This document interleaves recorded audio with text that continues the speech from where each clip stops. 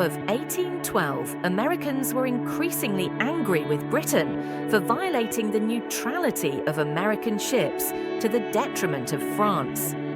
Britain had captured 10,000 American sailors to serve in the Royal Navy against Napoleon, and the British were also supporting Native American hostilities against American settlers in the Midwest.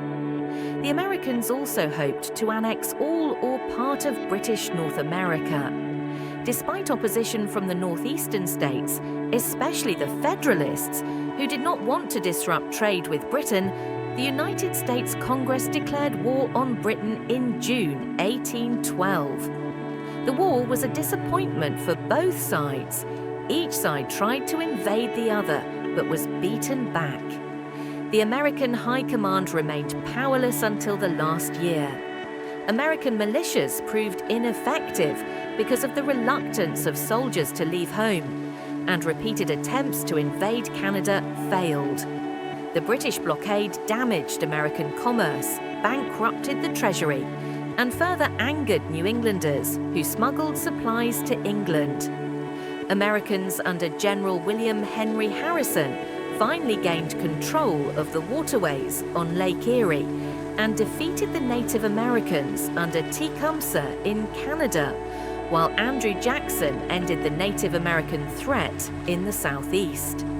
The threat of Native American encroachment into the Midwest was ended forever. The British invaded and occupied much of Maine. The British raided and burned Washington, but were repulsed in Baltimore in 1814, where the Star-Spangled Banner was written to celebrate American success. In upstate New York, a major British invasion of the state was repulsed. Finally, in early 1815, Andrew Jackson decisively defeated a major British invasion at the Battle of New Orleans, and he became one of the most celebrated war heroes. With Napoleon, apparently hopeless, the cause of the war was gone, and both sides agreed to peace, with the pre-war boundaries remaining unchanged. The Americans declared victory in early 1815 when news arrived almost immediately of Jackson's victory at New Orleans and the peace treaty. Americans were proud of their success in the Second War of Independence. The Federalists and anti-war protesters were humiliated and never had a chance to recover. The Native Americans were the biggest losers because they never achieved the independent nationhood that the British had promised them. They also ceased to pose a formidable threat as settlers poured into the Midwest. The Age of Good Feelings. A strong opponent of the War of 1812, the Federalists opened the Hartford Convention in 1814 with the intention of seceding from the Union. The national euphoria following the victory at New Orleans had sapped the Federalists' influence, and they no longer played a prominent role. President Madison and most Republicans realized that they had been foolish in allowing the Bank of the United States to close, as its absence had greatly hampered the financing of the war. So they chartered the Second Bank of the United States in 1816. Republicans also imposed tariffs to protect infant industries, which had been created when Britain blockaded the United States. With the collapse of the Federalist Party, the adoption of many of the principles of federalism by the Republican Party, and President James Monroe's systematic policy of reducing partisanship during his 2 terms, 1817 to 25, the United States entered an era of good feelings with far less partisanship than it had before or since, and ended the first party system. The Monroe Doctrine, stated in 1823, stated the view of the United States that European powers should not colonize or interfere in the Americas. It was a crucial element in American foreign policy. The Monroe Doctrine was adopted in response to British and American fears of French and Russian expansion into the Western Hemisphere. Migration of Native Americans. Settlers crossed the Nebraska Plains. In 1830, Congress passed the Indian Migration Act, which authorized the president to negotiate treaties to exchange land west of the Mississippi River for Native American tribal lands in the eastern states.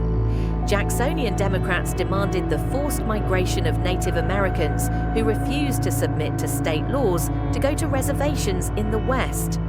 Religious leaders and Whigs opposed this as inhumane, as they saw in the Trail of Tears. Many Seminoles in Florida refused to move west. They fought against the military for years in the Seminole Wars. Second Great Awakening. The Second Great Awakening was a Protestant revival movement that affected the entire United States in the early 19th century and led to rapid church growth. It began around 1790, gained momentum in 1800, and after 1820 saw a surge in membership among Baptist and Methodist congregations as they had many missionary leaders. The movement peaked in the 1840s. It enrolled millions of new members in existing evangelical denominations and led to the formation of new denominations. Many converts believed that the Great Awakening heralded a new millennium. The Second Great Awakening sparked the formation of several reform movements, including abolitionism and temperance movements, to combat social ills in anticipation of Jesus' predicted second coming. Abolitionism. After 1840, the growing abolitionist movement redefined itself as a holy war against the sins of slaveholders. It mobilized support, especially among religious women in the Northeast, influenced by the Second Great Awakening. William Lloyd Garrison published the most influential of the many anti-slavery newspapers, The Liberator, while Frederick Douglass, a former slave, began writing for the paper around 1840 and started his own anti-slavery newspaper, The North Star, in 1847. Most abolitionists, such as Abraham Lincoln, rejected Garrison's theology and held that slavery was an unfortunate social evil rather than a sin.